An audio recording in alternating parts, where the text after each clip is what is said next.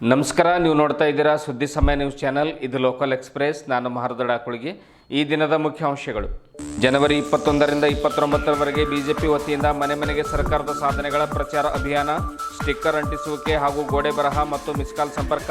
ಮೋದಿಯವರ ಮನ್ ಕಿ ಬಾತ್ ವೀಕ್ಷಿಸಲು ಶಿವಾನಂದ ಮಂಠಾಳ್ಕರ್ ಮನವಿ. ಕೊತ್ತಲ ಬಸವೇಶ್ವರ ಶಿಕ್ಷಣ ಸಂಸ್ಥೆಯ ಸುವರ್ಣ ಸಂಭ್ರಮದ ಪ್ರಯುಕ್ತ ಸಾಧನೆಯ ಮೆಲುಕು ಹಾಕಿದ ಡಾಕ್ಟರ್ ಬಸವರಾಜ್ ಪಾಟೀಲ್ ಸೇಡಂ. ದೃಷ್ಟಿ ಬದಲಾದರೆ ಸೃಷ್ಟಿ ಬದಲಾದೀತು. 2025ರ ಸುವರ್ಣ ಸಂಭ್ರಮದಲ್ಲಿ 30 ಲಕ್ಷ ಜನ ಪಾಲ್ಗೊಳ್ಳುವ ನಿರೀಕ್ಷೆ. ನಗರದ ಹೋಪ್ ಆಸ್ಪತ್ರೆಯಲ್ಲಿ ನರರೋಗಕ್ಕೆ ಸಂಬಂಧಿಸಿದ ಸೌಲಭ್ಯ ಆರಂಭ. ಹೋಪ್ ಆಸ್ಪತ್ರೆ ನಗರದ ಜನತೆಗೆ ಉತ್ತಮ ಚಿಕಿತ್ಸೆ ನೀಡುತ್ತಿದೆ. ಡಾಕ್ಟರ್ ಅಕ್ರಮ್ ಖುರೇಶಿ ಮಾನಸಿಕ ಕಾಯಿಲೆಗೂ ಸೂಕ್ತ ಚಿಕಿತ್ಸೆ ನೀಡುವ ಭರವಸೆ. ವಾರ್ತೆಗಳ ವಿವರ. ಭಾರತೀಯ ಜನತಾ ಪಕ್ಷದ ಪಾಳಯದಲ್ಲಿ ಚುನಾವಣಾ ಪ್ರಚಾರ ಭರ್ಜರಿಯಾಗಿ ನಡೆದಿದೆ ಎಂದೇ ಉಲ್ಲೇಖಿಸಬಹುದು. ಮುಂಬರುವ ಚುನಾವಣಾ ಪ್ರಚಾರದ ಗುರಿಯನ್ನಿಟ್ಟುಕೊಂಡು ಬಿಜೆಪಿ ಮುಖಂಡರು ಪ್ರತಿ ಮನೆಗಳಿಗೆ ತೆರಳಿ ಸರ್ಕಾರದ ಸಾಧನೆಗಳನ್ನು ತಿಳಿಸುವ ಪ್ರಯತ್ನ ನಿರಂತರವಾಗಿ ಮಾಡ್ತಾ ಇದ್ದಾರೆ.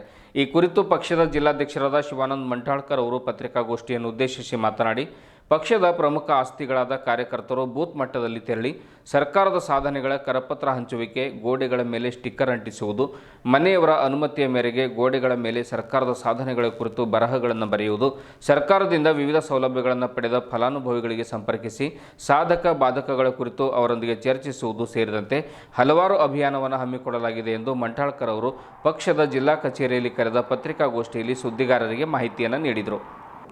ಜನವರಿ 21ರಿಂದ 29ರವರೆಗೆ ಈ ವಿಜಯ ಸಂಕಲ್ಪ ಅಭಿಯಾನ ಜರುಗಲಿದ್ದು, ಬೂತ್ ಮಟ್ಟದಿಂದ ಪ್ರತಿಯೊಂದು ಮನೆಗಳಿಗೆ ತೆರಳಿ ನಾವು ನೀಡಿದ ಮೊಬೈಲ್ ನಂಬರ್ಗೆ ಜನರು ಮಿಸ್ಕಾಲ್ ನೀಡುವ ಮೂಲಕ ಸದಸ್ಯತ್ವ ಅಭಿಯಾನ ಕೂಡ ಜರುಗಲಿದೆ. ಕೊನೆಗೆ ಜನವರಿ 29ರಂದು ಪ್ರಧಾನಮಂತ್ರಿ ನರೇಂದ್ರ ಮೋದಿಯವರ ಮನ್ ಕಿ ಬಾತ್ ಎಲ್ಲ ಬೂತ್ಗಳಲ್ಲಿ 100 ಮನೆಗಳಲ್ಲಿ ವೀಕ್ಷಣೆ ಮಾಡಿಸಬೇಕೆಂಬ ಗುರಿ ಹೊಂದಲಾಗಿದೆ. ನಂತರ ಸ್ಥಳದಲ್ಲಿಯೇ ಫೋಟೋ ಅಪ್ಲೋಡ್ ಮಾಡಿಸುವ ಕಾರ್ಯ ಮಾಡಲಾಗುತ್ತದೆ ಎಂದು ಬಿಜೆಪಿ ಜಿಲ್ಲಾಧ್ಯಕ್ಷರಾದ ಶಿವಾನಂದ ಮಂಠಾಳ್ಕರ್ ಅವರು ತಮ್ಮ ಕಾರ್ಯಯೋಜನೆಯ ಕುರಿತು ಸಮಗ್ರವಾಗಿ ಮಾಹಿತಿ ನೀಡಿದರು. ಕೇಂದ್ರ ರಾಸಾಯನಿಕ ರಸಗೊಬ್ಬರ ಹಾಗೂ ನವೀಕರಿಸಬಹುದಾದ ಇಂಧನಗಳ ಮೂಲದ ರಾಜ್ಯ ಖಾತೆ ಸಚಿವರಾದ ಭಗವಂತ್ ಖೂಬಾ ಅವರು ಮಾತನಾಡಿ, ಸರ್ಕಾರದ ಸಾಧನೆಗಳನ್ನು ಜನತೆಗೆ ತಿಳಿಸುವ ನಿಟ್ಟಿನಲ್ಲಿ ಹಾಗೂ ಚುನಾವಣೆಯನ್ನು ಸಮರ್ಥವಾಗಿ ಎದುರಿಸಲು ಬೂತ್ ವಿಜಯ ಅಭಿಯಾನ ಹಮ್ಮಿಕೊಳ್ಳಲಾಗಿದೆ. ಒಟ್ಟು 1504 ಬೂತ್ಗಳಲ್ಲಿ 1464 ಬೂತ್ಗಳಲ್ಲಿ ಅಭಿಯಾನ ಯಶಸ್ವಿಯಾಗಿ ಜರುಗಿದೆ ಎಂದು ತಿಳಿಸಿದರು. ಅಲ್ಲದೆ ಕಾಂಗ್ರೆಸ್ ಪಕ್ಷದ ದುರಾಡಳಿತ, ಭ್ರಷ್ಟಾಚಾರದ ಆಡಳಿತ ಕೊನೆಗಾಣಿಸುವಿಕೆ, ಕಾಂಗ್ರೆಸ್ ಪಕ್ಷದ ಕುಟುಂಬ ರಾಜಕಾರಣ ಹತ್ತಿಕ್ಕುವ ನಿಟ್ಟಿನಲ್ಲಿ ಸಮರ್ಥವಾಗಿ ಪ್ರಚಾರ ನಡೆಯುತ್ತಿದೆ. ಹಣಬಲ, ತೋಳ್ಬಲಕ್ಕೆ ಮಾನ್ಯತೆ ನೀಡದೆ ಎಲ್ಲ ವರ್ಗಗಳಿಗೆ ವಿಶ್ವಾಸಕ್ಕೆ ತೆಗೆದುಕೊಂಡು ಬೂತ್ ಮಟ್ಟದ ಪ್ರಚಾರ ಮಾಡಲಾಗುತ್ತಿದೆ ಎಂದು ತಿಳಿಸಿದರು. ಒಂದು ಮಂಡಲಕ್ಕೆ 1 ಲಕ್ಷ ಸದಸ್ಯತ್ವ ಗುರಿ ಹೊಂದಲಾಗಿದ್ದು, ಜಿಲ್ಲೆಯಲ್ಲಿ ಒಟ್ಟು 5 ಲಕ್ಷದ ಗುರಿ ಹೊಂದಲಾಗಿದೆ. ತನ್ಮೂಲಕ ಜಿಲ್ಲೆಯ 6 ಕ್ಷೇತ್ರಗಳಲ್ಲಿ ಬಿಜೆಪಿ ಜಯಭೇರಿ ಬಾರಿಸಲು ತಯಾರಿ ನಡೆಸಲಾಗುತ್ತದೆ ಎಂದು ತಿಳಿಸಿದರು.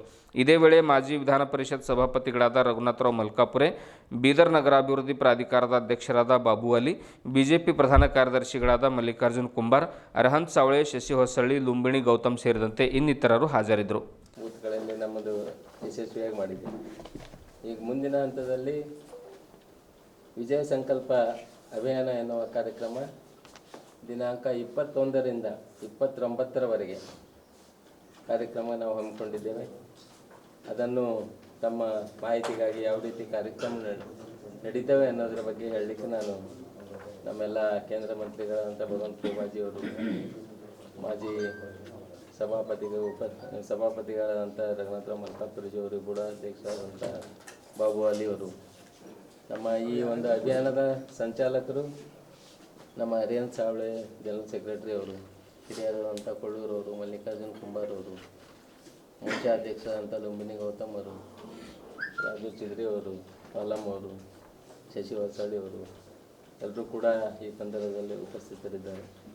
ಮುಂಬರುವಂಥ 21ನೇ ತಾರೀಕಿನಿಂದ 29ನೇ ತಾರೀಕಿನವರೆಗೆ ನಾವು ಒಂದು ಸಂಪರ್ಕ ಅಭಿಯಾನ, ಮನೆ ಮನೆಗಳಿಗೆ ಸಂಪರ್ಕ ಅಭಿಯಾನ ಆರಂಭ ಮಾಡೋದಕ್ಕೆ ಪ್ರತಿ ಬೂತ್ನ ಪ್ರತಿ ಮನೆಗೂ ನಮ್ಮೆಲ್ಲ ಬೂತ್ನ ತಂಡ ಭೇಟಿ ನೀಡಬೇಕು. ಆ ಸಂದರ್ಭದಲ್ಲಿ ಸರ್ಕಾರದ ಸಾಧನೆಗಳು ಮತ್ತು ಫಲಾನುಭವಿಗಳಿಗೆ ಮತ್ತು ನಮ್ಮ ಮಾಡಿರುವಂಥ ಸಾಧನೆಗಳ ಕರಪತ್ರ ಹಂಚುವುದು ಮನೆ ಮನೆಗೆ, ಆ ಒಂದು ಕಾರ್ಯಕ್ರಮ. ಅದರಂತೆ ಸ್ಟಿಕ್ಕರ್ ಅಂಟಿಸುವುದು ವಾಹನಗಳಿಗೆ, ಕಾರುಗಳಿಗೆ ಮತ್ತು ಮನೆಗಳಿಗೆ. ಅದರ ಜೊತೆಗೇ ಸದಸ್ಯತ್ವ ಅಭಿಯಾನದ ಚಾಲನೆ ಕೂಡ ಆ ಕಾರ್ಯಕ್ರಮದಲ್ಲೇ ಎಲ್ಲ ಒಂದೇ ಸೈಮಲ್ಟೇನಿಯಸ್ ಆಗಿ ನಡೀತಾ ಇದೆ. ಅದೇ ರೀತಿ ಫಲಾನುಭವಿಗಳೊಂದಿಗೆ ಸಂಪರ್ಕ ಮತ್ತು ಪ್ರತಿ ಬೂತ್ನಲ್ಲಿ ಗೋಡೆ ಬರಹ ಮಾಡೋದು, ಒಂದು ಡಿಜಿಟಲ್ ಮತ್ತು ಕನಿಷ್ಠ 10 ಗೋಡೆಗಳ ಮೇಲೆ ಅವರ ಅನುಮತಿಯೊಂದಿಗೆ, ಮನೆಯವರ ಅನುಮತಿಯೊಂದಿಗೆ ಗೋಡೆ ಬರಹ ಭಾರತೀಯ ಜನತಾ ಪಾರ್ಟಿಯ ಪರವಾಗಿ ಬರೆಯುವಂಥ ಒಂದು ಕಾರ್ಯಕ್ರಮಗಳಿವೆ. ಒಟ್ಟು ಬೂತ್ನಲ್ಲಿರುವ ಎಲ್ಲ ಮನೆಗಳಿಗೆ ಸಂಪರ್ಕದ ಸಂದರ್ಭದಲ್ಲಿ ಸರ್ಕಾರದ ಸಾಧನೆಗಳ ಕರಪತ್ರ ವಿತರಣೆ ಮತ್ತು ಸ್ಟಿಕ್ಕರ್ ಅಂಟಿಸುವುದು, ಸದಸ್ಯತ್ವ ಅಭಿಯಾನ, ಮಿಸ್ ಕಾಲ್ ಕೊಡುವ ಮೂಲಕ ಮತ್ತು ಫಲಾನುಭವಿಗಳೊಂದಿಗೆ ಸಂಪರ್ಕ, ಆ ಬೂತ್ನಲ್ಲಿ ಬರುವಂಥ ಮತ್ತು ಮನೆಯಲ್ಲಿ ಬರುವಂಥ ಎಲ್ಲ ಫಲಾನುಭವಿಗಳಿಗೆ ನಾವು ಮಾಡಿರುವ ಕಾರ್ಯವನ್ನು ತಿಳಿಸೋದು. ಅದೇ ರೀತಿ ಬೂತ್ನ ವಿವಿಧ ಕಡೆಗಳಲ್ಲಿ ಗೋಡೆ ಬರಹ, ಭಾರತೀಯ ಜನತಾ ಪಾರ್ಟಿಯ ಒಂದು ಸ್ಲೋಗನ್ ಲೋಗೋ ಎಲ್ಲ 21ನೇ ತಾರೀಕು ಅದು ಉದ್ಘಾಟನೆ ಒಂದು ಕಾರ್ಯಕ್ರಮ, ಜಿಲ್ಲಾ ಲೆವೆಲ್ದು ಒಂದು ಕಾರ್ಯಕ್ರಮ ಮಾಡೋರಿದ್ದೇವೆ. ಅಲ್ಲಿ ಅವತ್ತು ಎಲ್ಲ ಕರಪತ್ರಗಳು ಇರ್ಬೋದು ಮತ್ತು ಸ್ಟಿಕ್ಕರ್ಗಳು ಎಲ್ಲರ ಒಂದು ಪಬ್ಲಿಕ್ ಮಾಡುವಂಥದ್ದು ಕಾರ್ಯಕ್ರಮ ಅವತ್ತಿರ್ತದೆ. ಜಿಲ್ಲೆಯಲ್ಲಿ ಒಂದು ಜಿಲ್ಲಾ ಘಟಕದ ವತಿಯಿಂದ ಒಂದು ಕಾರ್ಯಕ್ರಮ ಆಗ್ತದೆ. ಉಳಿದಂಗೆ ಎಲ್ಲ ಮಂಡಲಗಳಲ್ಲಿ ಬೂತ್ಗಳಲ್ಲಿ ಆ ಕಾರ್ಯಕ್ಕೆ ಚಾಲನೆ ಕೊಡ್ತದೆ. ಅದೇ ರೀತಿ 29ನೇ ತಾರೀಕು ಮನ್ ಕಿ ಬಾತ್, ಪ್ರಧಾನಮಂತ್ರಿಗಳು ಪ್ರತಿ ತಿಂಗಳ ಕೊನೆಯ ರವಿವಾರ ಒಂದು ನಡೆಸುವಂಥ ಮನ್ ಕಿ ಬಾತ್ ಎಲ್ಲ ಬೂತ್ಗಳಲ್ಲಿ ಕನಿಷ್ಠ 100 ಮನೆಗಳಲ್ಲಿ ನಮ್ಮ ಕಾರ್ಯಕರ್ತರು ಮತ್ತು ಎಲ್ಲ ಆ ಬೂತ್ನಲ್ಲಿ ಬರುವಂಥ ಎಲ್ಲ ನಾಗರಿಕರು ಕೂಡ ವೀಕ್ಷಣೆ ಮಾಡಬೇಕು ಅಂತ ಒಂದು ಕಲ್ಪನೆ ಇಟ್ಕೊಂಡಿದ್ದೇವೆ.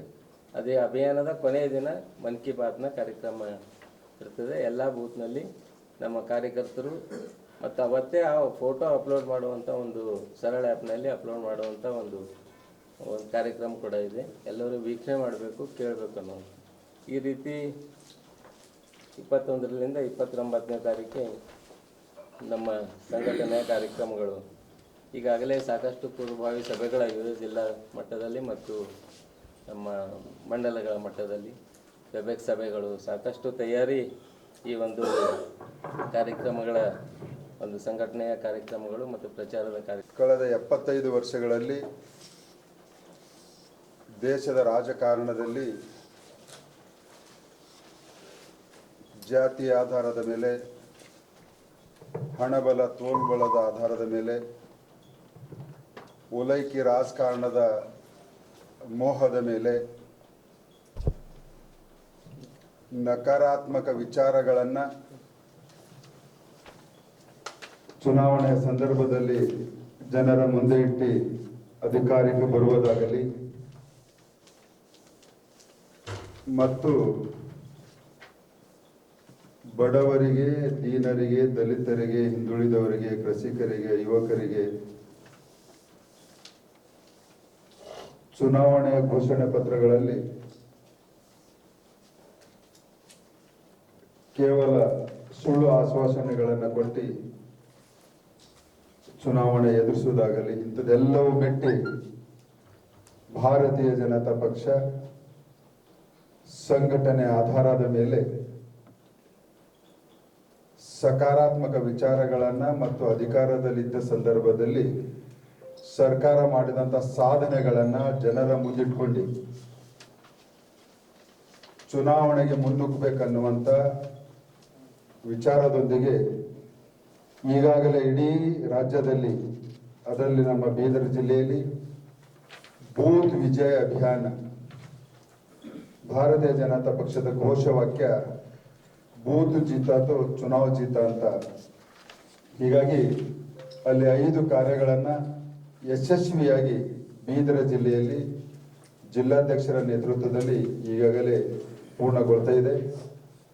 ಜಿಲ್ಲೆಯಲ್ಲಿ ಸುಮಾರು 1504 ಬೂತ್ಗಳಲ್ಲಿ ಈಗಾಗಲೇ ಬೂತ್ ವಿಜಯ ಅಭಿಯಾನದ ಯಶಸ್ವಿಯನ್ನ 1464 ಬೂತ್ಗಳಲ್ಲಿ, ಅಂದರೆ ಸರಾಸರಿ 98% ಪೂರ್ಣ ಪ್ರಮಾಣದ ಯಶಸ್ವಿಯನ್ನ ನಮ್ಮ ಬೂತ್ ಮಟ್ಟದ ಕಾರ್ಯಕರ್ತರು, ಮಂಡಲದ ಪದಾಧಿಕಾರಿಗಳು, ಜಿಲ್ಲದ ಪದಾಧಿಕಾರಿಗಳು, ನಮ್ಮೆಲ್ಲ ಜಿಲ್ಲಾ ಸ್ತರದ ನೇತಾರರು ಒಂದು ಪರಿಶ್ರಮದಿಂದ ಯಶಸ್ವಿಗೊಂಡಿದೆ. ಈ 2ನೇ ಹಂತದಲ್ಲಿ ವಿಜಯ ಸಂಕಲ್ಪ ಅಭಿಯಾನವನ್ನು ಈಗಾಗಲೇ ನಮ್ಮ ಜಿಲ್ಲಾಧ್ಯಕ್ಷರು ಸವಿಸ್ತಾರವಾಗಿ 5 ಕಾರ್ಯಕ್ರಮಗಳನ್ನು ತಮ್ಮ ಎದುರಿಗೆ ಇಟ್ಟಿದ್ದಾರೆ. ಇದೂ ಕೂಡ ಭಾರತೀಯ ಜನತಾ ಪಕ್ಷದ ನಮ್ಮ ಕಾರ್ಯಕರ್ತರು ಯಶಸ್ವಿಯಾಗಿ ಮುಗಿಸ್ತಾರೆ. ಈ ಎರಡು ಅಭಿಯಾನಗಳಿಂದ ಮುಂಬರುವಂತಹ ಚುನಾವಣೆಯಲ್ಲಿ ಸಂಘಟನೆಯ ಶಕ್ತಿ ಇಮ್ಮಡಿ ಆಗ್ತದೆ ಮತ್ತು ಇಲ್ಲಿಯವರೆಗೆ ನಡೆಸ್ಕೊಂಡು ಬಂದಿದಂತಹ ಕಾಂಗ್ರೆಸ್ಸಿನ ಒಂದು ದುರಾಡಳಿತದ ನೆನಪುಗಳಾಗಲಿ, ಚುನಾವಣೆಯಲ್ಲಿ ಅವರ ಭ್ರಷ್ಟಾಚಾರದ ವಿಷಯಗಳಾಗಲಿ ಮತ್ತು ಜಿಲ್ಲೆಯಲ್ಲಿ ಕಾಂಗ್ರೆಸ್ಸಿನ ಆಡಳಿತವನ್ನು ಕೊನೆಗಾಣುವುದಾಗಲಿ ಮತ್ತು ಜಿಲ್ಲೆಯಲ್ಲಿ ಕಾಂಗ್ರೆಸ್ಸಿನಲ್ಲಿರುವಂತಹ ಕುಟುಂಬ ರಾಜಕಾರಣವನ್ನು ಹತ್ತಿಕ್ಕಲಿಕ್ಕೆ ಈಗಾಗಲೇ ನಮ್ಮ ಭಾರತೀಯ ಜನತಾ ಪಕ್ಷದ ಕಾರ್ಯಕರ್ತರ ಪಡೆ ಸಜ್ಜಾಗಿದೆ. ಹೀಗಾಗಿ ಹಣಬಲ, ತೋಳ್ಬಲ, ಜಾತಿ ಬಲ, ಓಲೈಕೆ ರಾಜಕಾರಣ, ಕುಟುಂಬ ರಾಜಕಾರಣ ಇವೆಲ್ಲವೂ ಮೀರಿ ಎಲ್ಲ ಸಮುದಾಯದ ವಿಶ್ವಾಸವನ್ನು ಗಳಿಸಿ, ಎಲ್ಲ ವರ್ಗಗಳ ವಿಶ್ವಾಸವನ್ನು ಗಳಿಸಿ ಮತ್ತೊಮ್ಮೆ ಕರ್ನಾಟಕದಲ್ಲಿ ಭಾರತೀಯ ಜನತಾ ಪಕ್ಷದ ಪೂರ್ಣ ಪ್ರಮಾಣದ ಸರ್ಕಾರವನ್ನು ಈಗಾಗಲೇ ನಮ್ಮ ರಾಜ್ಯಾಧ್ಯಕ್ಷರ ಪ್ರವಾಸ, ಮುಖ್ಯಮಂತ್ರಿಗಳ ಕಾರ್ಯಕ್ರಮಗಳು ಮತ್ತು ಅವರ ಪ್ರವಾಸದಲ್ಲಿ ದೊಡ್ಡ ಪ್ರಮಾಣದ ಯಶಸ್ವಿಯನ್ನು ಕಂಡಿದೆ. ಮತ್ತೆ ನಿನ್ನೆ ಇದು ಕಾರ್ಯಕಾರಿಣಿಯಲ್ಲಿ ರಾಜ್ಯಾಧ್ಯಕ್ಷರು, ಮಾನ್ಯ ಮುಖ್ಯಮಂತ್ರಿಗಳು ಹೇಳಿದ ಹಾಗೆ 4 ದಿಕ್ಕಿನಿಂದ ಇಲ್ಲಿ ಕೂಡ ಪ್ರವಾಸವನ್ನ ಕೈಗೊಂಡು ಈಗಾಗಲೇ ನಮ್ಮ ಪ್ರಚಾರ ಪ್ರವಾಸ ನಾವು ಅನ್ಕೊಂಡಿದ್ದು ಮಟ್ಟಿಗೆ ನಾವು ಮುಂದೆ ನಡೀತಾ ಇದ್ದೀವಿ. ಹೀಗಾಗಿ ಬೀದರ್ ಜಿಲ್ಲೆಯಲ್ಲಿ ಕೂಡ ಬರುವ ಚುನಾವಣೆಯಲ್ಲಿ ದೊಡ್ಡ ಪ್ರಮಾಣದಲ್ಲಿ ನಮ್ಮ ಶಾಸಕರು ಆಯ್ಕೆ ಆಗ್ಬೇಕನ್ನುವಂಥದ್ದನ್ನು ಈಗಾಗಲೇ ಜಿಲ್ಲೆಯ ಜನರು ಮತ್ತು ನಮ್ಮ ಕಾರ್ಯಕರ್ತರು ಆ ನಿಟ್ಟಿನಲ್ಲಿ ಕೆಲಸವನ್ನು ಮಾಡ್ತಾ ಇದ್ದಾರೆ. ಹೀಗಾಗಿ ಈ ಒಂದು ಅಭಿಯಾನಕ್ಕೆ ನಿಮ್ಮ ಸಹಕಾರ ಇರಲಿ, ಸದಾ ನಿಮ್ಮ ಸಹಕಾರ ಪ್ರತಿಯೊಂದು ನಮ್ಮ ಕಾರ್ಯದಲ್ಲಿ ಇದ್ದೇ ಇದೆ. ಅದಕ್ಕೆ ಇರಲಿ ಅಂತ ಇವತ್ತು ನಿಮ್ಮ ಮಾಧ್ಯಮದ ಮಿತ್ರರ ಮುಖಾಂತರ 2025 ಜನವರಿ 26ರಿಂದ ಫೆಬ್ರವರಿ 6ರವರೆಗೆ ಕೊತ್ತಲ ಬಸವೇಶ್ವರ ಭಾರತೀಯ ಶಿಕ್ಷಣ ಸಮಿತಿಗೆ 50 ವರ್ಷಗಳು ತುಂಬುತ್ತಿರುವ ಪ್ರಯುಕ್ತ ಸುವರ್ಣ ಮಹೋತ್ಸವ ಕಾರ್ಯಕ್ರಮವನ್ನು ಹಮ್ಮಿಕೊಳ್ಳಲಾಗಿದೆ. ಹೀಗಾಗಿ ಸಮಿತಿಯ ಸಾಧನೆಗಳನ್ನು ಜನತೆಗೆ ತಿಳಿಸಲು ಜಿಲ್ಲೆಯ ಪ್ರವಾಸವನ್ನು ಕೈಗೊಳ್ಳಲಾಗಿದೆ. ಕಲ್ಯಾಣ ಕರ್ನಾಟಕ ಭಾಗದಲ್ಲಿ ಸಮಿತಿ ಮಾಡಿರುವ ಸಾಧನೆಗಳನ್ನು ಜನತೆಯ ಮುಂದೆ ತಿಳಿಸುವ ಪ್ರಯತ್ನ ಮಾಡ್ತಾ ಇದ್ದೇವೆ. ಸಮಿತಿಯ ಲೆಕ್ಕಪತ್ರಗಳನ್ನು ಜನತೆಯ ಮುಂದಿಡುತ್ತೇವೆ. ಮನುಷ್ಯ ಪ್ರಕೃತಿಯ ಜೊತೆಗೆ ಹೊಂದಿಕೊಂಡು ಯಾವ ರೀತಿ ಜೀವನ ಮಾಡ್ತಾನೆ ಎಂಬ ಇತ್ಯಾದಿ ವಿಷಯಗಳನ್ನು ಸುವರ್ಣ ಸಂಭ್ರಮ ಕಾರ್ಯಕ್ರಮದಲ್ಲಿ ಹಮ್ಮಿಕೊಳ್ಳಲಾಗಿದೆ ಎಂದು ತಿಳಿಸಿದರು. ನಮ್ಮ ಭಾಗದ ಶೌಚಾಲಯ ಚಳವಳಿ, ಕಿಷ್ಕಿಂದೆ ಚಳವಳಿ ಹಾಗೂ ಸಮಿತಿಯ ಇನ್ನಿತರ ಸಾಧನೆಗಳನ್ನು ತಿಳಿಸಿಕೊಡಲಾಗುತ್ತಿದೆ ಎಂದು ಸೇಡಂ ಅವರು ತಿಳಿಸಿದರು. ಗೋಲ್ಡನ್ ಜುಬ್ಲಿ ಕಾರ್ಯಕ್ರಮವು ಒಂದು ವಿಕಾಸದಲ್ಲಿ, ಸಮೃದ್ಧಿಯಲ್ಲಿ, ಬರವಣಿಗೆಯಲ್ಲಿ ಹೀಗೆ ಇಡೀ ದೇಶಕ್ಕೆ ಕಲ್ಯಾಣ ಕರ್ನಾಟಕದಿಂದ ಕೊಡುವ ಒಂದು ಐತಿಹಾಸಿಕ ಕಾರ್ಯಕ್ರಮದ ಒಂದು ಸುಂದರ ಸಂಧಾನವಾಗಿದೆ. ಹೀಗಾಗಿ ಈ ಕಾರ್ಯಕ್ರಮದ ಒಂದು ಸಣ್ಣ ಕಲ್ಪನೆಯನ್ನು ಹಾಗೂ ಪೂರ್ವ ತಯಾರಿ ಕುರಿತು ತಿಳಿಸಲಾಗಿದೆ. ಈಗಾಗಲೇ ಗ್ಲೋಬಲ್ ಸೈನಿಕ ಅಕಾಡೆಮಿಗೆ ವಹಿಸಿದ ಜವಾಬ್ದಾರಿಯನ್ನು ಸಮರ್ಥವಾಗಿ ನಿಭಾಯಿಸಿದ್ದಾರೆ. ಅಗ್ನಿವೀರ ಸೈನಿಕ ಆಯ್ಕೆಯಲ್ಲಿ ಸುಮಾರು 145 ಯುವಕರು ಜಿಲ್ಲೆಯಿಂದ ಆಯ್ಕೆಯಾಗಿದ್ದು ಶ್ಲಾಘನೀಯ ಎಂದು ಬಸವರಾಜ್ ಪಾಟೀಲ್ ಸೇಡಂ ತಿಳಿಸಿದರು. ಕಲ್ಯಾಣ ಕರ್ನಾಟಕ ಮಾನವ ಸಂಪನ್ಮೂಲ ಕೃಷಿ ಹಾಗೂ ಸಾಂಸ್ಕೃತಿಕ ಸಂಘದ ಜಿಲ್ಲಾ ಸಂಚಾಲಕರಾದ ರೇವಣಸಿದ್ದಪ್ಪ ಜಲಾದೆ ಅವರು ಮಾತನಾಡಿ, ಸಾಹಿತ್ಯ, ಕಲೆ, ಗ್ರಾಮೀಣ ಅಭಿವೃದ್ಧಿ ಕುರಿತು ಇಂದಿನ ಸಭೆಯಲ್ಲಿ ಚರ್ಚಿಸಲಾಯಿತು. ಇದುವರೆಗೂ ನಡೆದ ಕಾರ್ಯಗಳು ಹಾಗೂ ಮುಂದೆ ಮಾಡಬೇಕಾದ ಕಾರ್ಯಗಳ ಕುರಿತು ಸುದೀರ್ಘವಾಗಿ ಚರ್ಚಿಸಲಾಗಿದೆ. 450 ಹೊಲಿಗೆ ಕೌಶಲ್ಯ ಕೇಂದ್ರದ ಮಹಿಳೆಯರಿಗೆ ಪ್ರಮಾಣ ಪತ್ರಗಳನ್ನು ವಿತರಣೆ ಮಾಡಲಾಗಿದೆ. ಕಲ್ಯಾಣ ಕರ್ನಾಟಕದ ಸಮಗ್ರ ಅಭಿವೃದ್ಧಿಗೆ ಎಲ್ಲರೂ ಕೂಡಿ ಒಗ್ಗಟ್ಟಿನಿಂದ ಕೆಲಸ ಮಾಡೋಣ ಎಂದು ತಿಳಿಸಿದರು. ವೇದಿಕೆ ಮೇಲೆ ಗ್ಲೋಬಲ್ ಸೈನಿಕ ಅಕಾಡೆಮಿ ಅಧ್ಯಕ್ಷರಾದ ಕರ್ನಲ್ ಶರಣಪ್ಪ ಸಿಕ್ಕನ್ಪುರ್, ನಾನಕ್ ಜೀರಾ ಸಾಹಿಬ್ ಫೌಂಡೇಶನ್ ಅಧ್ಯಕ್ಷರಾದ ಡಾಕ್ಟರ್ ಬಲ್ವೀರ್ ಸಿಂಗ್, ಶಿವಲಿಂಗಪ್ಪ ಜಲಾದೆ, ಲಿಂಗಾಯತ ಅಭಿವೃದ್ಧಿ ಸಂಘದ ಅಧ್ಯಕ್ಷರಾದ ಬಿಜಿ ಶೆಟ್ಕರ್, ಸುರೇಶ್ ಚಂದ್ಶೆಟ್ಟಿ, ರೇವಣಸಿದ್ದ ಜಾಡಾರ್ ಸೇರಿದಂತೆ ಇನ್ನಿತರರು ಹಾಜರಿದ್ದರು. ಜನ ಸೆಲೆಕ್ಷನ್ ಆದ ಯಾವ ರೀತಿ ಟ್ರೈನಿಂಗ್ ಕೊಟ್ಟಿದ್ದೀವಿ ಅದನ್ನು ಇವತ್ತಿನ ವಿಶೇಷ ಕಾರ್ಯಕ್ರಮದ ಮುಖ್ಯ ಉದ್ದೇಶ ಅಂತಂದರೆ, ಸಾಮಾನ್ಯವಾಗಿ ವರ್ಷಕ್ಕೆ 1 ಸಲ 2 ಸಲ ನಾವು ಬಂದಾಗ ನಮ್ಮ ಹಿಂದಿನ ಕಾರ್ಯದ ರಿವ್ಯೂ ಮಾಡ್ತೇವೆ ಮತ್ತು ಹೊಸದಾಗಿ ಏನು ಮಾಡೋದ್ರ ಬಗ್ಗೆ ಮಾಹಿತಿ ಕೊಡ್ತೇವೆ. ಈ ಸಲದ ಪ್ರವಾಸದಲ್ಲಿ ವಿಶೇಷ ಅಂತಂದರೆ, we are entering into the war zone of 3 important events. Number 1 Kothala Basaveshwara Bharatiya Shikshana ಸಮಿತಿಯ ಗೋಲ್ಡನ್ ಜುಬ್ಲಿ ಇದು 225 ಅದೇ ರೀತಿ ಎರಡನೇದಾಗಿ ಯಾವುದು ಆ ಸಂಸ್ಥೆಯ ಉದ್ದೇಶ ಇದೆ, school is an instrument for social change. ನಮ್ಮದು ಒಂದು ಶಾಲೆ ತಾಲೂಕಾದಲ್ಲಿದ್ದರೂ ಇಡೀ ರಾಜ್ಯ ದೇಶದ ಮೇಲೆ ಯಾವ ರೀತಿ ಪರಿಣಾಮ ಮಾಡಿದೆ, ತನ್ನ ಮಕ್ಕಳನ್ನು ಉತ್ತಮ ಶಿಕ್ಷಣದ ಜೊತೆಗೆ ಅದರ ಲೆಕ್ಕಪತ್ರ ನಾವು ಒತ್ತು ಕೊಡ್ತೇವೆ. ಎರಡನೇದಾಗಿ ಇಡೀ ಕಲ್ಯಾಣ ಕರ್ನಾಟಕ ಪ್ರದೇಶ ಯಾವುದಕ್ಕೆ ಹಿಂದುಳಿದ ಪ್ರದೇಶ ಅಂತ ಕರೀತಾರೆ, ದೃಷ್ಟಿ ಬದಲಾದರೆ ಸೃಷ್ಟಿ ಬದಲಾಗುತ್ತದೆ ಅಂತ ಏನಿದೆ, ಆ ತತ್ವದ ಮೇಲೆ 21 ವರ್ಷದಲ್ಲಿ ನಾವು ಏನು ಇಡೀ ಕಲ್ಯಾಣ ಕರ್ನಾಟಕ ಪ್ರದೇಶದಲ್ಲಿ ಅಚೀವ್ಮೆಂಟ್ ಸಾಧನೆ ಮಾಡಿದ್ದೇವೋ ಅದರದ್ದು ಒಂದು ಲೆಕ್ಕಪತ್ರವನ್ನು ನಾವು ಸಮಾಜಕ್ಕೆ ನೀಡುತ್ತೇವೆ. ಅದರ ಜೊತೆಯಲ್ಲಿ ಪ್ರಕೃತಿ ಕೇಂದ್ರಿತ ವಿಕಾಸ ಅನ್ನುವ ಭಾರತ ವಿಕಾಸ ಸಂಗಮದ KN ಗೋವಿಂದಾಚಾರ್ಯರ ಏನೊಂದು ತತ್ವ ಇದೆ, ಮನುಷ್ಯ ಪ್ರಕೃತಿಯ ಜೊತೆಗೆ ಹೊಂದಿಕೊಂಡೇ ತನ್ನ ಜೀವನ ಸಾರ್ಥಕ ಮಾಡ್ಬೋದು, ಅದರ ಬಗ್ಗೆನೂ 21 ವರ್ಷದ ಲೆಕ್ಕಪತ್ರ ಅವತ್ತು ನಡೀತದೆ. ಇಂಥ ಒಂದು ಕಾರ್ಯಕ್ರಮ 240 ಎಕರೆ ಪ್ರದೇಶದಲ್ಲಿ 2025 ಜನವರಿ 29ರಿಂದ ಫೆಬ್ರವರಿ 6ರವರೆಗೆ 9 ದಿನಗಳ ಕಾಲ ನಡೀತದೆ. 30 ಲಕ್ಷ ಜನ ಇದರಲ್ಲಿ ಭಾಗವಹಿಸ್ಬೋದು ಗುಲ್ಬರ್ಗಾ ಮತ್ತು ಸೇಡಂ ಮಧ್ಯದಲ್ಲಿ. ಅದಕ್ಕೆ ಬೇಕಾದಂಥ ಪೂರ್ವ ಮಾನಸಿಕ ತಯಾರಿ ಮತ್ತು ಅದರ ಹಿಂದೆ ಇರುವ ನಮ್ಮ ವಿಶಾಲ ಕಲ್ಪನೆ, ಯಾವ ರೀತಿ ನಾವು ಕಿಷ್ಕಿಂಧೆ ವೈಭವ ಅಂತ ಮಾಡಿ, ಯಾವ ಕಿಷ್ಕಿಂಧೆಗೆ ಮೊದಲು 2-3 ಸಾವಿರ ಬರ್ತಿದ್ರು, ಇವತ್ತು 10 ಲಕ್ಷ ಜನ ಬರ್ತಾರೆ. ಯಾವ ರೀತಿ ನಾವು ಬಸವ ಕಲ್ಯಾಣದಲ್ಲಿ ಕಳೆದ ಏಪ್ರಿಲ್ ತಿಂಗಳಲ್ಲಿ ಕಾರ್ಯವನ್ನು ರೂಪಿಸಿ 5 ವರ್ಷದಲ್ಲಿ 25 ಲಕ್ಷ ಜನ ಯಾತ್ರಿಗಳು ಬರುವಂತೆ ಪ್ರಯತ್ನ ಮಾಡ್ತಾ ಇದ್ದೇವೋ, ಯಾವ ರೀತಿ ನಮ್ಮ ಭಾಗದ ಶೌಚಾಲಯದ ಚಳುವಳಿ ಇಡೀ ದೇಶಕ್ಕೆ ಒಂದು ಪುಷ್ ಕೊಡುವ ಕಾರ್ಯ ಮಾಡ್ತೋ, ಆ ರೀತಿಯಾಗಿ ಈ ಕಾರ್ಯಕ್ರಮಗಳು ಸಹ ಒಂದು ವಿಕಾಸದಲ್ಲಿ, ಸಮೃದ್ಧಿಯಲ್ಲಿ, ಬೆಳವಣಿಗೆಯಲ್ಲಿ ಇಡೀ ದೇಶಕ್ಕೇ ಕಲ್ಯಾಣ ಕರ್ನಾಟಕದ ಭೂಮಿಯಿಂದ ಕೊಡುವ ಐತಿಹಾಸಿಕ ಕಾರ್ಯಕ್ರಮದ ಒಂದು ಸಣ್ಣ ಪೂರ್ವ ವರದಿ ಕೊಡಬೇಕು. ಯಾಕಂದರೆ 2 ವರ್ಷ ಅಂದರೆ ಭಾಳ ಇಲ್ಲ, ಇಷ್ಟೊತ್ತಿಗೆ ಕಾರ್ಯಕ್ರಮ ಮುಗಿದೋಗುತ್ತದೆ. ನಾವು ಈಗಾಗಲೇ ವಾರ್ ಝೋನ್ನಲ್ಲಿದ್ದಂಗಿದ್ದೇವೆ. 10 ಮುಖಗಳಲ್ಲಿ ಕೆಲಸ ನಡೀತಾ ಇದೆ. ಅದರ ಒಂದು ಸಣ್ಣ ಚಿತ್ರಣೆ ಮತ್ತು ಪೂರ್ವ ಕಲ್ಪನೆಯನ್ನು ಇಲ್ಲಿ ಬಂದಿರತಕ್ಕಂಥ ಕಾರ್ಯಕರ್ತರಿಗೆ ಮತ್ತು ಪ್ರಮುಖರ ಮುಂದೆ ನಿವೇದನೆ ಮಾಡಲಾಗಿದೆ. ಇವತ್ತು ಬೀದರ್ ನಗರದ ಜನಸೇವಾ ಪ್ರೌಢಶಾಲಾ ಸಭಾಂಗಣದಲ್ಲಿ ಕೊತ್ತಲ ಬಸವೇಶ್ವರ ಭಾರತೀಯ ಶಿಕ್ಷಣ ಸಮಿತಿ ಸಂಚಾಲಿತ ವಿಕಾಸ ಕಡಿಮೆ ಜಿಲ್ಲಾ ವಿಶೇಷ ಸಭೆ ನಡೆಯಿತು. ಈ ಸಭೆಯಲ್ಲಿ ನಮ್ಮ ಕ್ಷೇತ್ರಗಳಾದಂಥ ಕೃಷಿ ಮತ್ತು ಗ್ರಾಮೀಣ ವಿಕಾಸ, ಯುವಕರು ಮತ್ತು ಸಾಹಿತ್ಯ ಮತ್ತು ಕಲೆ ಹಾಗೂ ಶಿಕ್ಷಣಕ್ಕೆ ಸಂಬಂಧಪಟ್ಟಂತೆ 6 ವಿಷಯಗಳ ಬಗ್ಗೆ ಅವಲೋಕನ, ಕಳೆದ ವರ್ಷ ಆಗಿರ್ತಕ್ಕಂಥ ಯೋಜನೆಗಳ ಅವಲೋಕನ ಮತ್ತು ಮುಂದಿನ ಯೋಜನೆಗಳ ಬಗ್ಗೆ ಕುಲಂಕುಷವಾಗಿ ಅವಲೋಕನ ಮಾಡಲಾಯಿತು. ವಿಶೇಷವಾಗಿ ನಮ್ಮ ಸೈನಿಕರ ತರಬೇತಿಗೆ ಸಂಬಂಧಪಟ್ಟಂತೆ ಆದರಣೀಯ ಕರ್ನಲ್ ಶರಣಪ್ಪ ಶಿಕೇನ್ಪುರ್ ಅವರು ವರದಿ ಕೊಟ್ಟರು. ನಂತರ ಕಲ್ಯಾಣ ಕರ್ನಾಟಕ ಸಂಬಂಧಪಟ್ಟ ನಡೆದಂಥ ಪ್ರಾಜೆಕ್ಟ್ಗಳ ಬಗ್ಗೆ ನಮ್ಮ ಜಿಲ್ಲಾ ಸಂಯೋಜಕರಾದ ರೇವಣಸಿದ್ಧ ಜಾಡರ್ ವರದಿ ನೀಡಿದರು. ಕೊನೆಗೆ ನಮ್ಮ ಬೀದರ್ ತಾಲೂಕಿನಲ್ಲಿ ಈಗಾಗಲೇ ಕೌಶಲ್ಯ ಕೇಂದ್ರದ ಮೂಲಕ ಸುಮಾರು 450 ಮಹಿಳೆಯರು ಹೊಲಿಗೆ ಕೇಂದ್ರದ ಕೌಶಲ್ಯ ಕೇಂದ್ರ ಮುಗಿಸಿದಂಥ ಆ ಯುವತಿಯರಿಗೆ, ಮಹಿಳೆಯರಿಗೆ ಪ್ರಮಾಣ ಪತ್ರ ನೀಡುವಂಥ, ವಿತರಿಸುವಂಥ ಒಂದು ವಿಶೇಷ ಕಾರ್ಯಕ್ರಮಕ್ಕೆ ಆದರಣೀಯ ಬಸವರಾಜ್ ಪಾಟೀಲ್ ಸೇಡಂ ಅವರು ಚಾಲನೆ ನೀಡಿದರು.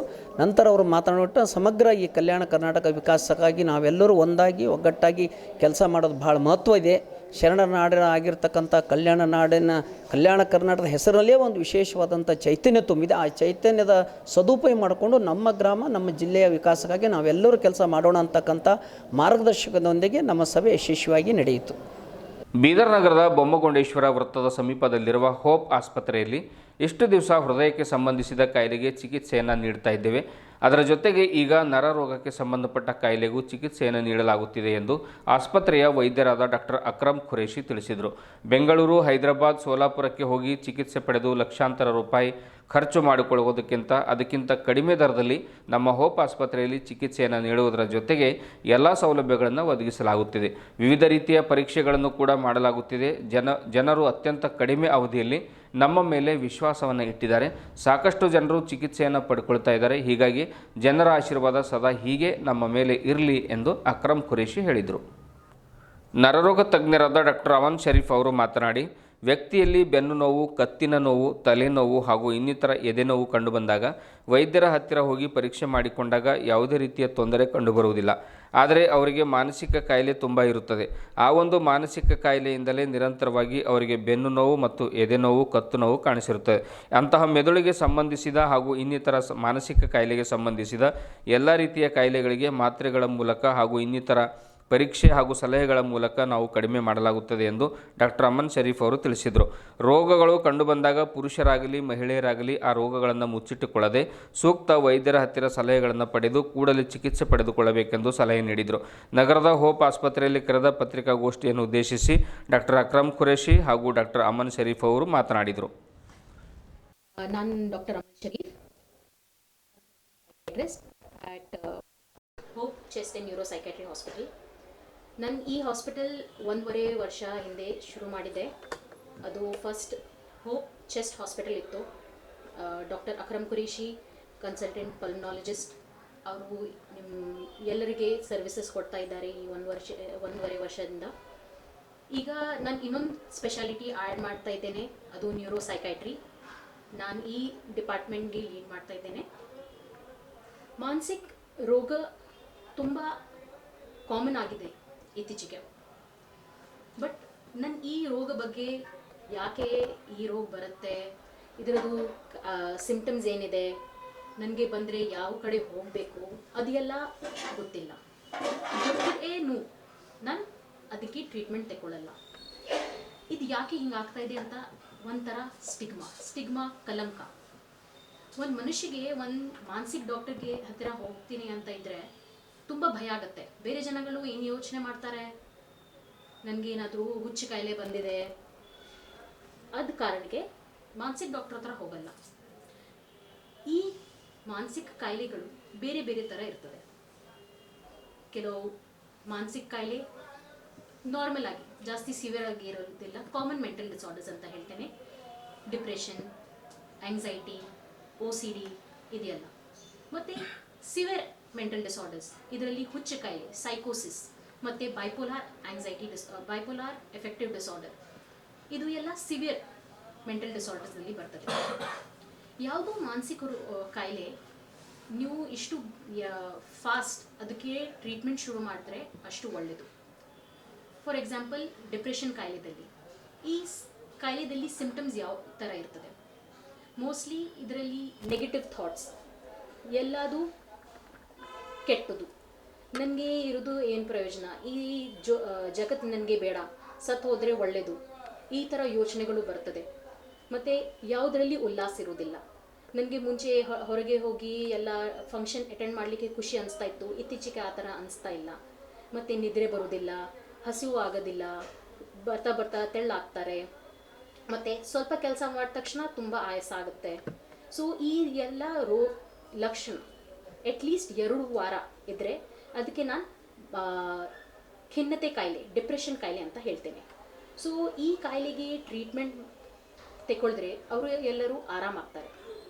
ಮತ್ತು ಇನ್ನೊಂದು ಏನು ಕಾಯಿಲೆ ಇದೆ ಅಂತ, ಆತಂಕ ಕಾಯಿಲೆ, ಆಂಗ್ಸೈಟಿ. ಸೊ ನನಗೆ ಕೆಲವು ಸಮಯ ಯಾವುದೋ ಒಂದು ಎಕ್ಸಾಮ್ ಇರ್ತದೆ, ಇಂಟರ್ವ್ಯೂ ಇರ್ತದೆ, ಆವಾಗೂ ಕೆಲವು ಸಮಯ ಹೊಟ್ಟೆಯಲ್ಲಿ ಏನಾದರೂ ನೋವು ಅಥವಾ ಎದೆ ಡಬ ಡಬ ಆಗೋದು, ಅದೆಲ್ಲ ನಾರ್ಮಲ್.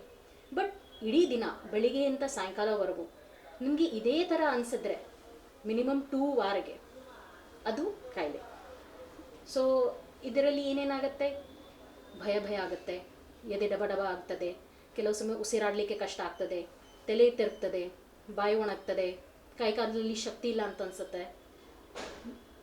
ಇದೆಲ್ಲ ಸಿಂಪ್ಟಮ್ಸ್ ಇಡೀ ದಿನ ಇರ್ತದೆ. ಸೊ ನೀವು ಈ ಜನಗೆ ಇಲ್ಲ ನೀವು ಟೆನ್ಷನ್ ಮಾಡಬಾರದು, ಆರಾಮಾಗಿ ರಿಲ್ಯಾಕ್ಸ್ ಆಗಿ ಅಂತ ಹೇಳಿದರೆ ಅವ್ರಿಗೆ ಆ ಥರ ಮಾಡಲಿಕ್ಕೆ ಆಗೋದಿಲ್ಲ. ಈ ಕಾಯಿಲೆಗೆ ಟ್ರೀಟ್ಮೆಂಟ್ ತಗೊಳ್ಳೇಬೇಕಾಗ್ತದೆ. ಕೆಲವು ಸಮಯ ಈ ಎಲ್ಲ ಸಿಂಪ್ಟಮ್ಸ್ ತುಂಬ ಹೆಚ್ಚಾಗಿ ನನಗೆ ಹಾರ್ಟ್ ಅಟ್ಯಾಕ್ ಬಂದಿದೆ ಅಂತ ಆ ಥರ ಅನಿಸ್ತದೆ. ಆವಾಗ ಎಲ್ಲ ಫಿಸಿಷಿಯನ್, ಕಾರ್ಡಿಯಾಲಜಿಸ್ಟ್ ಹತ್ರ ಹೋಗಿ ತೋರಿಸ್ತಾರೆ, ಎಲ್ಲ ರಿಪೋರ್ಟ್ಸ್ ನಾರ್ಮಲ್ ಬರ್ತದೆ. ಬಟ್ ಅವರಿಗೆ ಪ್ರಾಬ್ಲಮ್ ಏನಿರುತ್ತೆ, ಆಂಗ್ಸೈಟಿ. ಅದಕ್ಕೆ ಮಾನಸಿಕ ಡಾಕ್ಟರ್ ಹತ್ರ ಹೋಗಿ ಅದಕ್ಕೆ ಟ್ರೀಟ್ಮೆಂಟ್ ತಗೊಳ್ದೆ ಅವರಿಗೆ ಆರಾಮಾಗ್ತದೆ. ಇನ್ನೊಂದು ಹುಚ್ಚು ಕಾಯಿಲೆ ಅಂತ ನಿಮ್ಗೆ ಎಲ್ಲರಿಗೂ ಗೊತ್ತಿದೆ. ನೀವು ರೋಡಲ್ಲಿ ಹೋಗುವಾಗ ನೋಡ್ತೀರಾ ಆಚೆ ಅಡ್ಡಾಡ್ತಾ ಇರ್ತಾರೆ, ಕ್ಲೀನ್ ಬಟ್ಟೆ ಇರೋದಿಲ್ಲ, ಎಲ್ಲ ಗಲೀಜ್ ಸ್ಥಿತಿಯಲ್ಲಿ ಇರ್ತಾರೆ, ಒಬ್ಬೊಬ್ಬ ಮಾತಾಡ್ತಾ ಹೋಗ್ತಾ ಇರ್ತಾರೆ. ಅವರಿಗೆ ಎಲ್ಲ ಯಾಕೆ ಹಿಂಗಾಗ್ತದೆ? ಇದರಲ್ಲಿನೂ ಮೆದುಳದಲ್ಲಿ ರಸಾಯ ಹೆಚ್ಚು ಕಡಿಮೆ ಆದ ಕಾರಣದಿಂದ ಹಿಂಗೆ ಆಗ್ತದೆ. ಇದಕ್ಕೆ ಎಷ್ಟು ಬೇಗ ನೀವು ಟ್ರೀಟ್ಮೆಂಟ್ ಶುರು ಮಾಡ್ತೀರಾ ಅಷ್ಟು ಬೇಗ ಆರಾಮಾಗ್ತಾರೆ. ಒಂದು ಸತಿ ಅದು ತುಂಬ ಜಾಸ್ತಿ ಸಿವಿಯರ್ ಆದಮೇಲೆ ಅದಕ್ಕೆ ಟ್ರೀಟ್ಮೆಂಟ್ ಕೊಟ್ಟರೆ ಪಾರ್ಷಿಯಲ್ ಇಂಪ್ರೂವ್ಮೆಂಟ್, ಕಂಪ್ಲೀಟ್ ರಿಕವರಿ ಆಗೋದಿಲ್ಲ. ಸೊ ನಿಮ್ಮ ಫ್ಯಾಮ್ಲಿದಲ್ಲಿ ಅಥವಾ ನಿಮ್ಮ ಅಕ್ಕಪಕ್ಕ ಈ ಥರ ಯಾರು ಸಿಂಪ್ಟಮ್ಸ್ ನಿಮಗೆ ಕಾಣ್ತಾ ಇದೆ ಅಂತ ಇದ್ದರೆ ಅವರಿಗೆ ಸೈಕೈಟ್ರಿಸ್ಟ್, ಮಾನಸಿಕ ಡಾಕ್ಟರ್ ಹತ್ರ ಕರ್ಕೊಂಡು ಹೋಗಿ ಅದಕ್ಕೆ ಟ್ರೀಟ್ಮೆಂಟ್ ಕೊಡಿ. ನಾನು ಯಾಕೆ ಡಾಕ್ಟರ್ ಹತ್ರ ಹೋಗಲ್ಲ? ಭಯ. ನಾನು ಆಲ್ರೆಡಿ ಹೇಳಿದ್ದೇನೆ, ಸ್ಟಿಗ್ಮಾ. ನನ್ನ ಮಾತ್ರೆ ಎಲ್ಲ ತಗೊಳಿದ್ರೆ ನನಗೆ ಜೀವನ ಪೂರ್ತಿ ಮಾತ್ರೆ ತಗೊಳ್ಬೇಕಾಗ್ತದೆ, ನನ್ನ ಟ್ಯಾಬ್ಲೆಟ್ಗೆ ಎಡಿಕ್ಟ್ ಆಗಿಬಿಡ್ತೇನೆ. ಮತ್ತು ಡಾಕ್ಟರ್ ಏನು ಬರೀ ನಿದ್ರೆಗುಳಿಗೆ ಟ್ಯಾಬ್ಲೆಟ್ಸ್ ಕೊಡ್ತಾರೆ, ಟ್ಯಾಬ್ಲೆಟ್ ತಗೊಳ್ತೇನೆ ಮಲಗ್ತೇನೆ. ಏನು ಪ್ರಯೋಜನ ಈ ಥರ ಟ್ಯಾಬ್ಲೆಟ್ ತಗೊಳ್ಳೋದು? ಬಟ್ ಇದು ಎಲ್ಲ ನಿಜ ಇಲ್ಲ. ಟ್ಯಾಬ್ಲೆಟ್ಸ್ ನಿದ್ರೆದು ಕೆಲವು ಸಮಯ ನಾನು ಕೊಡ್ತೇನೆ, but for a short duration, ತುಂಬ ಲೈಕ್ 1 ಮಂತ್ 2 ಮಂತ್, ಅದಕ್ಕಿಂತ ಜಾಸ್ತಿ ನಿದ್ರೆ ಗೋಲಿ ನಾನು ಕೊಡಲ್ಲ. ಅವರಿಗೆ ಡಿಪ್ರೆಷನ್ ಕಾಯಿಲೆ ಇದ್ದರೆ, ಆ್ಯಂಗ್ಸೈಟಿ ಕಾಯಿಲೆ ಇದ್ದರೆ ನಾನು ಆ್ಯಂಟಿ ಡಿಪ್ರೆಸೆಂಟ್ಸ್, ಆ್ಯಂಟಿ ಆ್ಯಂಗ್ಸೈಟಿ ಮೆಡಿಕೇಷನ್ಸ್ ಕೊಡ್ತೇನೆ. ಸೈಕೋಸಿಸ್, ಹುಚ್ಚು ಕಾಯಿಲೆ ಆಗಿದೆ ಅಂತ ಆ್ಯಂಟಿ ಸೈಕೋಟಿಕ್ಸ್ ಕೊಡ್ತೇನೆ. ಈ ಎಲ್ಲ ಟ್ಯಾಬ್ಲೆಟ್ಸು ನೀವು ಪ್ಯಾರಾಸಿಟಮಾಲ್ ಗೋಲಿ ಥರ ಜಸ್ಟ್ ತಗೊಳ್ದ ತಕ್ಷಣ ಆರಾಮಾಗೋದಿಲ್ಲ. ಅದಕ್ಕೆ ಇಂಪ್ರೂವ್ಮೆಂಟ್ ಆಗಲಿಕ್ಕೆ ಟೈಮ್ ಬೇಕು. 2 ವಾರ, 1 ತಿಂಗಳು, 2 ತಿಂಗಳು, ವೆರಿ ಸ್ಲೋ ಅದರದ್ದು ಇಂಪ್ರೂವ್ಮೆಂಟ್. ಬಟ್ ಖಂಡಿತ ಇಂಪ್ರೂವ್ಮೆಂಟ್ ಆಗುತ್ತೆ. ಈ ಥರ ಬೇರೆ ಬೇರೆ ಕಾಯಿಲೆನೂ ಇದೆ. ನಾನು ಹೇಳಿದ್ದೇನೆ, ಒಬ್ಸೆಸಿವ್ ಕಂಪಲ್ಸಿವ್ ಡಿಸಾರ್ಡರ್. ಒಂದೇ ಕೆಲಸ ಪದೇ ಪದೇ ಮಾಡೋದು, ಪದೇ ಪದೇ ಡೌಟ್ ಬರೋದು, ನಾನು ಇದು ಮಾಡಿದ್ದೇನೇನೋ ಇಲ್ವೋನೋ ಅಂತ. ಮತ್ತು ಇದು ಸೊಮ್ಯಾಟೋಫಾರ್ಮ್ ಡಿಸಾರ್ಡರ್. ಕೆಲವು ಸಮಯ ನನಗೆ ನಿಜವಾಗ್ಲೂ ಯಾವುದು ನೋಡುವಾಗ ಅಥವಾ ಟೆಸ್ಟಿಂದ ಎಲ್ಲ ನಾರ್ಮಲ್ ಇರ್ತದೆ. ನನ್ನ ಹೊಟ್ಟೆ ನೋವು ಇದೆ, ಟೆಸ್ಟಲ್ಲಿ, CTಯಲ್ಲಿ, MRIದಲ್ಲಿ ಎಲ್ಲ ನಾರ್ಮಲ್ ಇದೆ, ಬಟ್ ಅವರಿಗೆ ಹೊಟ್ಟೆ ನೋವು ಆಗ್ತದೆ. ಅಥವಾ ಕೆಲವು ಸಮಯ ತಲೆನೋವು, ತಲೆ ಭಾರ, ಕುತ್ತಿಗೆ ನೋವು, ಕೈಕಾಲು ನೋವು, ಬಟ್ ಎಲ್ಲ ಟೆಸ್ಟ್ ಮಾಡುವಾಗ ನಾರ್ಮಲ್ ಇರ್ತದೆ. ಪದೇ ಪದೇ ಬೇರೆ ಬೇರೆ ಡಾಕ್ಟರ್ ಹತ್ರ ಹೋಗ್ತಾರೆ, ಎಲ್ಲ ಡಾಕ್ಟರ್ ಅದೇ ಹೇಳ್ತಾರೆ, ಎಲ್ಲ ನಾರ್ಮಲ್ ಇದೆ, ನಿಮಗೆ ಏನು ತೊಂದರೆ ಇಲ್ಲ, ಬಟ್ ಅವರಿಗೆ ನೋವು ಕಡಿಮೆ ಆಗೋದಿಲ್ಲ. ಇದು ಕಾರಣ ಮೆಂಟಲ್ ಅಥವಾ ಸೈಕಲಾಜಿಕಲ್ ಪೇನ್ ಹೇಳ್ತೇನೆ. ಕೆಲವು ಸಮಯ ನನಗೆ ತುಂಬ ಜಾಸ್ತಿ ಸ್ಟ್ರೆಸ್ಸಿಂದ ನನ್ನ ಮೈಂಡ್ ಏನು ನೋವು ಇಲ್ಲದಿದ್ದರೆ ನನಗೆ ನೋವು ಥರ ಫೀಲ್ ಆಗ್ತದೆ. ಅದಕ್ಕೆ ಕೆಲವು ಸಮಯ ಅಂಡರ್ಲೈನ್ ಏನಾದರೂ ಡಿಪ್ರೆಷನ್, ಆ್ಯಂಗ್ಸೈಟಿನೂ ಇರಬಹುದು. ಕೆಲವು ಸಮಯ ಬರೀ ಸ್ಟ್ರೆಸ್ ನನಗೆ ಈ ಸ್ಟ್ರೆಸ್ಸಿಂದ ಹೊರಗೆ ಹೇಗೆ ಬರೋದು, ನನಗೆ ಈ ಸ್ಟ್ರೆಸ್ ಹೇಗೆ ಮ್ಯಾನೇಜ್ ಮಾಡೋದು, ಯಾರ ಹತ್ರ ಹೇಳೋದು. ಯಾವಾಗೋ ನೀವು ನಿಮ್ಮ ಪ್ರಾಬ್ಲಮ್ಸ್ ನಿಮ್ಮ ಒಳಗೆ ಇಡ್ತೀರಾ, ಅದು ಸೆಪ್ರೆಸ್ ಮಾಡಿ ಇಡ್ತೀರಾ, ಮತ್ತು ನಿಮ್ಮ mental pain converts into physical pain. ಮಾನಸಿಕ ನೋವು ಬಾಡಿಲಿ ಪೇನಲ್ಲಿ ಕನ್ವರ್ಟ್ ಆಗ್ತದೆ. ಸೊ ಅದಕ್ಕೇನು ನೀವು ಸೈಕ್ಯಾಟ್ರಿಸ್ಟ್ ಹತ್ರ ಹೋಗಿ ಅದಕ್ಕೆ ಅವರು ಇವ್ಯಾಲ್ಯೂಯೇಟ್ ಮಾಡ್ತಾರೆ, ನಿಮಗೆ ನಿಜವಾಗ್ಲೂ ಈ ಹೊಟ್ಟೆ ನೋವು ಇರಬಹುದನ ಇಲ್ವೋ ಅಂತ. ಸ್ಕ್ಯಾನ್ ಎಲ್ಲ ಬೇಕಾದರೆ ಮಾಡಲಿಲ್ಲ ಅಂತ ಇದ್ದರೆ ಇನ್ನೊಂದು ಸತಿ ಮಾಡಿ ಎಲ್ಲ ನೋಡ್ತಾರೆ, ಎಲ್ಲ ಆರಾಮಿದೆ ಅಂತ ಇದ್ದರೆ ಮತ್ತೆ ಇವ್ಯಾಲ್ಯೂಯೇಟ್ ಮಾಡ್ತಾರೆ. ಏನಾದರೂ ಅಂಡರ್ಲೈನ್ ಸ್ಟ್ರೆಸ್ ಇದೆ, ಅದಕ್ಕೆ ಹೇಗೆ ಮ್ಯಾನೇಜ್ ಮಾಡಬೇಕು ನೀವು. ಮತ್ತು ಅಂಡರ್ಲೈನ್ ಡಿಪ್ರೆಷನ್, ಆ್ಯಂಗ್ಸೈಟಿ ಇದ್ದರೆ ಅದಕ್ಕೆ ಟ್ರೀಟ್ ಮಾಡ್ತೇನೆ. ಸೊ ಇದೆಲ್ಲ ಬೇರೆ ಬೇರೆ ಮಾನಸಿಕ ರೋಗಗಳು. ಇದ್ರ ಜೊತೆ ಏನಾದರೂ ಸೆಕ್ಷುವಲ್ ರಿಲೇಟೆಡ್ ಪ್ರಾಬ್ಲಮ್ ಇರಲಿ, ಮತ್ತು ಕೆಲವು ಸಮಯ ಮಕ್ಕಳಿಗೆ ಆಗೋದು ADHD, attention deficit hyperactivity disorder, autism, ಕೆಲವು ಸಮಯ ಬರೀ ನಿದ್ರೆ ತೊಂದರೆ ಅಥವಾ ಬೇರೆ ಬೇರೆ ಮಾನಸಿಕ ರೋಗಗಳು ಗೆ ನಾನು ಟ್ರೀಟ್ ಮಾಡ್ತೇನೆ. ನೀವು ಇಲ್ಲಿ ಬಂದು ನನ್ನ ಸರ್ವಿಸಸ್ ಯೂಸ್ ಮಾಡಬಹುದು. ನನ್ನ Hope chest and neuro psychiatry ಹಾಸ್ಪಿಟಲ್ದಲ್ಲಿ Monday to Saturday 5 to 7 PM available ಇದ್ದೇನೆ.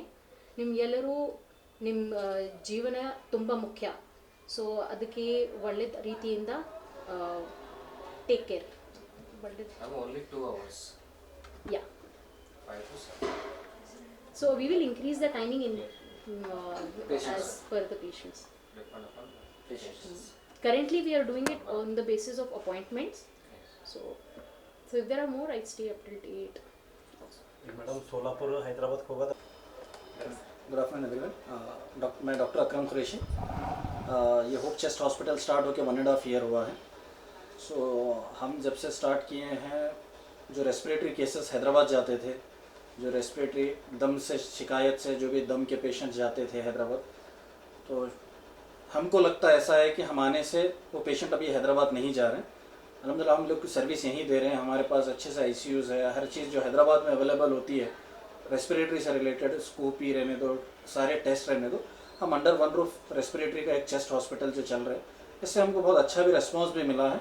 और बहुत सारे पेशेंट जो सीरियस है वहाँ जाके लाखों रुपया डालते थे, यहाँ हम लोग इसको बहुत अच्छे से हैंडल किए हैं और लोग हम पे ट्रस्ट भी कर रहे हैं। ये हमारी खुशनसीबी है, हम आए यहाँ पर यहीं के होकर, बहुत कम उम्र में हम लोग हम पे ट्रस्ट भी करें हैं और इसका भगवान की कृपा से हम लोग उन पर रिज़ल्ट भी आया है और लोग हमसे खुश भी है, ये दिखाए भी हैं।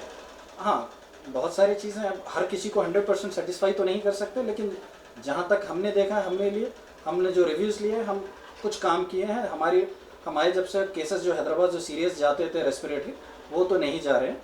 और रहा यहाँ के सर्विसेज, अभी मैं जितने रिव्यूज़ लिया उससे हम लोग भी सेटिस्फाई हैं, हमारा स्टाफ भी सेटिस्फाई है और लोग से हम जो मीडिया वालों से स्पेशली पूछते हैं, वो लोग भी हमको एक अच्छे से रिस्पॉन्स दिए हैं। और यहाँ की सर्विसेज में ये है कि अभी तो मैं 1.5 साल से मैं अकेला देख रहा था चेस्ट से रिलेटेड सर्विसेज, जहाँ पर ब्रोंकोस्कोपी, यहाँ पर PFTs, यहाँ पर जो भी रेस्पिरेटरी रिलेटेड इश्यूज़ थे। स्लीप स्टडी को हमने रिसेंटली स्टार्ट किया है, स्लीप स्टडी जो बहुत बिदर में कहीं नहीं होता है, हम लोगों ने स्लीप स्टडी को भी स्टार्ट किया है। स्लीप स्टडीज़ भी हो रहे हैं यहाँ पर। और ब्रोंकोस्कोपी जो बिदर में नहीं है, कहीं पर हम लोग स्कोपी करते हैं, इससे हैदराबाद जाने की ज़रूरत नहीं पड़ती। जो हैदराबाद में 20,000 25,000 का टेस्ट है, वो हम लोग 6-7,000 में कर रहे हैं यहाँ पर। जो स्लीप स्टडी हैदराबाद में 15,000 चार्ज करते हैं।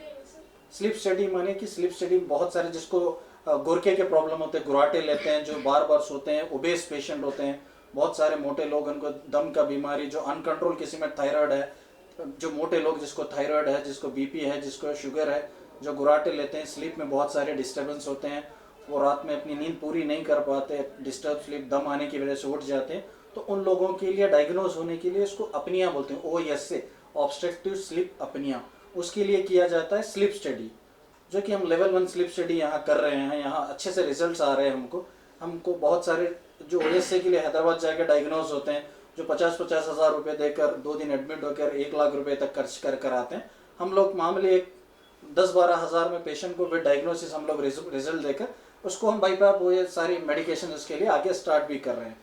और PFT जो रह गया डायग्नोस करने के लिए कौन सा एयरवे डिसीजेस है, क्या ये आस्थमा है, COPD है, ये वो PFT से पता चलता है, वो टेस्ट हमारे पास होता है। और उसके बाद स्कोपी, ब्रोंकोस्कोपी, जो लंग में एक ट्यूब डालकर चेक करते हैं कि निमोनिया क्यों रिजॉल्व नहीं हो रहा, कैंसर है, क्या है, वो अंदर ट्यूब डाल के वो सब क्लीन कर उसका टेस्ट होने पर पता चलता है। ये जो कि हैदराबाद में होते हैं सारे टेस्ट, वो लकीली हमको भगवान ने मौका दिया है, वो हम यहाँ कर रहे हैं। और पब्लिक सबसे इम्पोर्टेंट चीज़, हम पे ट्रस्ट भी कर रहे हैं लोग, इसका हम रिजल्ट भी दे रहे हैं। और इसके बाद मेरे अंडर में जो आता है निमोनियाज, जो अक्सर ओल्ड एज में दमे की प्रॉब्लम होती है, जो स्मोकर्स रहते हैं, जो स्मोकिंग करते हैं, जो यंग बच्चे जो दम की शिकायत होती है, जिसको वीजिंग होती है, जिसको बार बार एलर्जी होती है, नाक बंद, छींक, जुकाम, गले में खराश, खांसी, दम, ये सारी चीज़ें इसको अस्थमा में काउंट होता है। जो 40 साल के बाद स्मोकर्स हैं, इनको परमानेंट दम होता है, वो जो COPD बोलते हैं, जो ILDs होते हैं, ये सारी चीज़ें रेस्पिरेटरी में आते हैं। मोस्ट कॉमनली हमारे हर घर में एक बुजुर्ग लोग रहते हैं जो 50 क्रॉस करते हैं, उनसे पूछिए आप, उनको दम रहता है, बस उसको करेक्ट किसको बताना है पता नहीं है, वो स्मोक करके रहते हैं या सब कुछ तो किसी वजह से। या हमारी घर की औरतें, जो हमारी घर में लेडीज़ होते हैं, हमारी दादी नानी, वो लोग चूल्हे का काम कर रहे हैं, जो फूकते हैं ना, वो कन्नड़ में वर्ड है वले केल्सा, वो कर उनको दम रहता हूँ, बस उनको पता नहीं है कि कहाँ दिखाएं। तो इसके लिए दम, वो लोग को दम आते रहता है, यहाँ वहाँ होता है इलाज, बस उनका करेक्ट इलाज है, उनको COPD कहा जाता है, उसको करेक्ट डायग्नोज होने पर इलाज होता है। सो हम लोग ये कर रहे हैं 1 साल भर से, लकीली शायद से हम अपनी कुछ हद तक हम कर रहे हैं। बस आप यही जितनी दूर तक मैसेज जा रहा है उसको हम ये मैसेज के थ्रू यही बोलना चाह रहे हैं कि अगर से किसी को कुछ है तो प्लीज़ आइए, अप्रोच कीजिए। पहले चेस्ट को देख रहा था, मैम रहेंगे, न्यूरोसाइकेट्री कवर करेंगे। तो होपफुली हम लोग स्पेशलिटी को फोकस इसलिए कर रहे हैं कि कम सर्विसेज हो, अच्छी सर्विसेज हो। एक स्पेशलिटी पूरा कवर हो जाए। अगर से कोई मेरे पास दम का पेशेंट आता है तो उसको वो डायग्नोसिस जाए वो बाहर, ये नहीं कि मैं किसी और जगह भेज रहा हूँ, उसको डायग्नोस हो, उसका ट्रीटमेंट हो, उसके बाद वो बाहर जाए। साइकियाट्री भी ऐसी रहेगा कि जब डायग्नोस होगा ट्रीटमेंट उसको मिलेगा। सो मेन थिंग डायग्नोसिस है, इसलिए सिंगल स्पेशलिटी ऐड कर रहे हैं। अगर से भगवान ने चाहा, अल्लाह ने चाहा तो इंशाल्लाह हम लोग एक बहुत अच्छा मल्टी स्पेशलिटी भी आगे स्टार्ट करेंगे। Thank you. ಇದುವರೆಗೂ ಸುದ್ದಿ ಕೊಟ್ಟಿರುವ ನಾನು ಮಹಾರುದ್ದ ಡಾಕುಳಿಗೆ ಮತ್ತೆ ಮುಂದಿನ ವಾರ್ತೆಗಳೊಂದಿಗೆ ಭೇಟಿಯಾಗೋಣ. ವಂದನೆಗಳು.